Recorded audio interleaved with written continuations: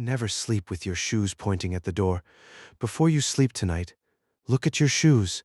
If they are pointing at the door, turn them away. Because in some old Chinese homes, elders believed that shoes facing the door at night were not just messy, they were an invitation. An invitation for something to lead you out. Wei did not believe in old warnings. He had just moved into his grandmother's old village house after returning from the city. The house was quiet, wooden, and cold at night.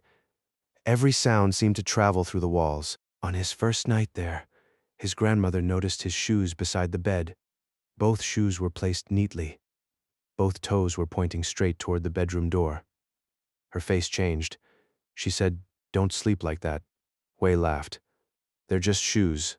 His grandmother looked at the dark doorway and whispered, "At night, the door is not only for the living." Wei thought it was another village superstition. So he left the shoes exactly where they were. That night, he woke up suddenly. The room was silent. No wind. No footsteps. But his bedroom door, which he clearly remembered closing, was now half open.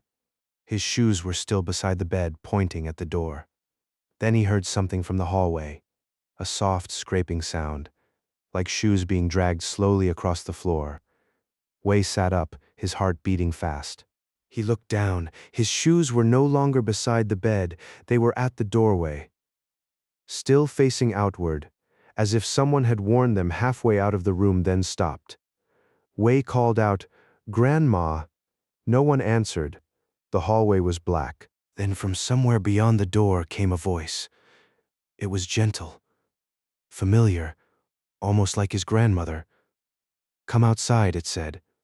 Wei's feet touched the floor. For one strange moment he wanted to follow. His body felt heavy, but his mind felt sleepy, as if the voice was pulling him by a thread. Then he remembered his grandmother's words. The door is not only for the living. Wei grabbed the quilt and covered his head like a child. He did not move again until morning.